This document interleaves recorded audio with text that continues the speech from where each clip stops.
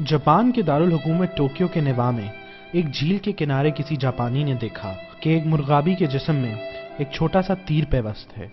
वो तीर गालिबन किसी बच्चे के खिलौने का हिस्सा था और किसी बच्चे ने ही नादानी में वो तीर चलाकर मुर्गाबी का शिकार करना चाहा, लेकिन तीर छोटा होने की वजह से मुर्गाबी को मार तो ना सका, लेकिन इसके जिस्म में पेवस्त जरूर हो गया।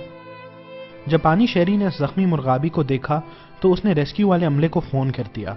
देखते ही देखते रेस्क्यू का अमला गाड़ियों समेत वहां पहुंच गया, लेकिन जब मुर्गाबी को पकड़ना चाहा कि इसके जिस्म में पेवस्त तीर निकाल दिया जाए तो मुर्गाबी उड़ान भरकर झील के दूसरे किनारे पर चली गई। ये सूरत हाल देखकर रेस्क्यू के अमले ने अपने हेडक्वार्टर से मजीद मदद मांगी और देखते ही देखते रेस्क्यू का हेलीकॉप्टर वहां अपने अमले समेत पहुंच गया और ये बात जापानी मीडिया तक भी पहुंच गई।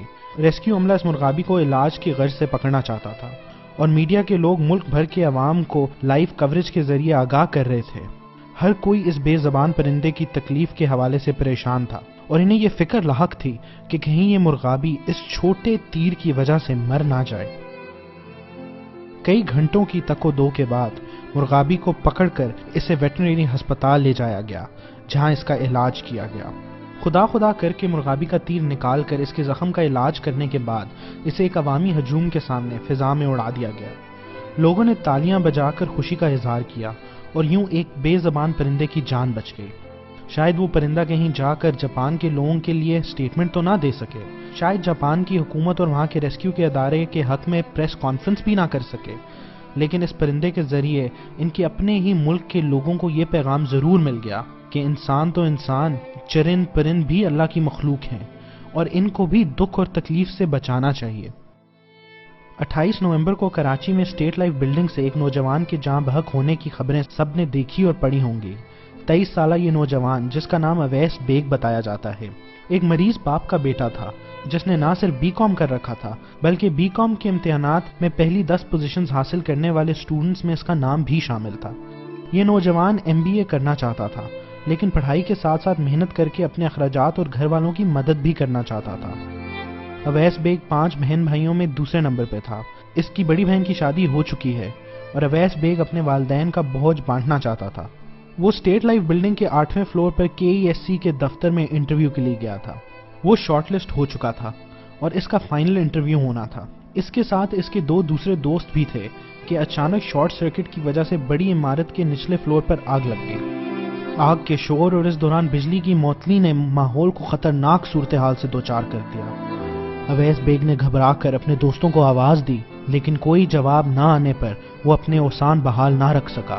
शायद इसके ज़हन में बल्दिया टाउन की फैक्ट्री में लगने वाली आग और उससे होने वाली हलाकतों के वाक़े ने मजीद खौफ पैदा कर दिया था।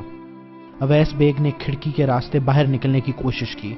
चूंकि 8वीं मंजिल से खिड़की के रास्ते निकलने के इम्कानात ना होने के बराबर थे, घबराहट में अवैस बेग इस खिड़की से लटक गया। बिल्डिंग के नीचे लोगों का हजूम इकट्ठा हो गया। गुजरती ट्रैफिक में भी लोग इसी नौजवान को यूं जिंदगी और मौत के दरमियान लटकता देखते रहे। मीडिया के लोग भी अपने कैमरा लेकर पहुंच गए और शायद सब ही इस लड़के के गिरने का इंतजार करने लगे। बिल्डिंग में आग थी, लोग इसकी मदद को भी ना पहुंच सके और जैसे कि हमारे बारे में लतीफ़ा मशहूर है कि यहाँ पिज़्ज़ा और फास्ट फूड 10 से 15 मिनट में होम डिलीवरी के जरिए घर पहुंच जाता है, लेकिन पुलिस, डॉक्टर या फायर ब्रिगेड घंटों में आती है। बस अवैस बेग के साथ भी ऐसा ही हुआ। वो बेचारा 15 मिनट तक इंतहाई बेबसी के साथ सैकड़ों लोगों के सामने लटकता रहा। इसी दौरान अवैस बेग ने जरूर अपनी माँ को पुकारा होगा, अपने बाप को याद किया होगा, अपनी बड़ी बहन जिसे इसने अपने हाथों से डोली में बिठाया होगा। अवैस को अपनी इस बहन की याद तो आई होगी, अपनी छोटी बहन और दोनों भाइयों को पुकारा तो होगा। अपनी जिंदगी के सारे ख्वाब इसके जहन में एक फिल्म की तरह चल रहे होंगे। एक आम नौजवान की तरह कभी वो भी अपनी क्रिकेट टीम की जीत पर खुश या गमनाक हुआ होगा।